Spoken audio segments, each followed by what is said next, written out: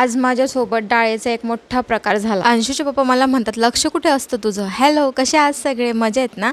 मला ना काही कळतच नाही, कुत्र्यांचं माझं काय 36 चाकडा आहे काय माहिती। त्यांना एवढी जागा असून सुद्धा ते काय करतात, गेटजवळ येऊनच 1 नंबर 2 नंबर असं करून जातात आणि ते सकाळी उठल्यानंतर मला स्वच्छ करावं लागतं। आज मी एवढं सगळं बेत ठरवून ठेवलेलं होतं म्हटलं ना, कारण रात्री व्यवस्थित जेवण झालेलं नव्हतं सगळ्यांचं, म्हणून म्हटलं आज सकाळी ना मस्त असं डाळ भात बनवते, छान अशी भाजी बनवते वेगळी काहीतरी, आणि मस्त असं जेवण वगैरे करू। माझ्या खरं सांगू तर लक्षातच नव्हतं की आज अंशूचे पप्पा घरी येणार नाही जेवायला असं म्हणून मी सगळं काही स्वयंपाक वगैरे रेडी करून ठेवला। म्हणजे की मी डाळ भात बनवला, त्यानंतर भाजीची इकडे तयारी करून ठेवली, पोळ्या वगैरे सगळं अर्धा स्वयंपाक तर माझा झालेलाच होता।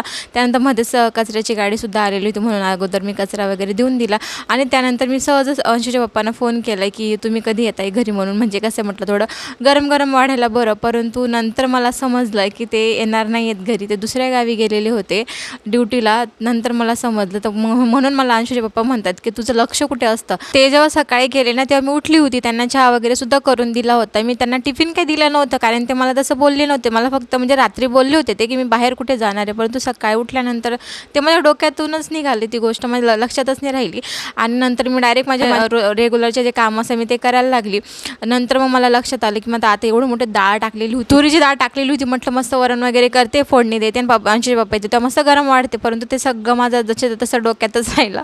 आणि ते एवढी मोठी डाळ मला मग मी काय केलं, म्हटलं एवढी मोठी डाळ तर वायाच जाईल आपली, मग थोडीशी मी बाजूला काढून ठेवली। म्हटलं बघूया तिचं काहीतरी वेगळं बनवता येईल तर बनवू म्हटलं संध्याकाळी, म्हणून मी ती बाजूला काढून ठेवली। आणि लगेच उरलेला जो स्वयंपाक होता म्हटलं आता ते बनवावीच लागेल मला, कारण की भाजी पण एवढी मोठी बनवली गेली होती माझ्याकडून। मग ठीक आहे, कारल्याची भाजी होती म्हणून ती आपण नेक्स्ट डे सुद्धा आपण ती खाऊ शकतो आणि ते टेस्टीच लागते। तुमच्यासोबत असं कधी घडलेलं आहे का जे माझ्याबरोबर घडलं की आपल्याला सगळं काही सांगितल्यावर सुद्धा आपण ती गोष्ट विसरून जातो? हे काय आपण स्वतःहून नाही करत, ते होऊनच जातं, कारण की बराचसा प्रेशर असतो आपल्याला, सकाळी लवकर उठायचं आहे आपल्याला, मुला पण रेडी करायचं आहे, खूप काही गोष्टी असतात, त्यामुळे काही गोष्टी आहेत त्या डोक्यामधून निघून जातात। तसंच माझ्यासोबत आज घडलेलं होतं, तर त्या गोष्टीचा मला खूप जास्त पश्चाताप होत होता की का मी एवढी मोठी डाळ टाकली, आता मी एवढ्या बाकीच्या डाळीचं काय करू? माझ्या ना पूर्ण ते स्वयंपाक करताना सुद्धा माझ्या डोक्यात तेच होतं बरं का, की मी आता हे बाकीच्या डाळीचं काय करू?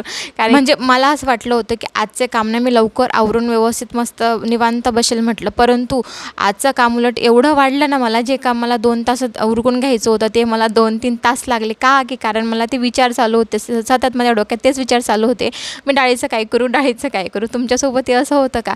कारण की ती वाया जाईल, माझ्या डोक्यात तेच चालू होते की ती वाया जाईल, कारण की बनवून जर ठेवली असते ना मी तरी काही उपयोग झाला नसता, कारण की आम्ही सकाळी तर जेवलेलो होतो ना, रात्री मग आईंना तर ते दिलं नसतं मी, आणि अंशूचे पप्पा हे आले असते घरी तर ते जेवण करून आले असते, मी उरली फक्त मीच असते ना, म्हणजे मग मीच खाल्लं असतं ते, म्हणून मलाही खायचं नव्हतं म्हणजे कसं असतं कधी कधी होते ना इच्छा की नाही मी आता हे सकाळी खाल्ले मी संध्याकाळी का खाऊ असं, मग आपण एकाच वेळेचा स्वयंपाक म्हणजे असा मोजूनच करतो की आता संपून जाईल असं, म्हणून मी त्याच प्रकारे माझ्या डोक्यात तेच चालू होतं की म्हटलं आता डाळीचं काय करू असं। त्यानंतर मग इकडे नंतर म्हटलं चला आता पटकन लादी वगैरे पुसून घेतली, मी इकडे फरशी पुसायला घेतली, परंतु बघा अंशू मध्येच आला आणि याच्याकडून ही गोष्ट घेणं ना खूप अवघड आहे, कारण की हा देतच नाही लवकर।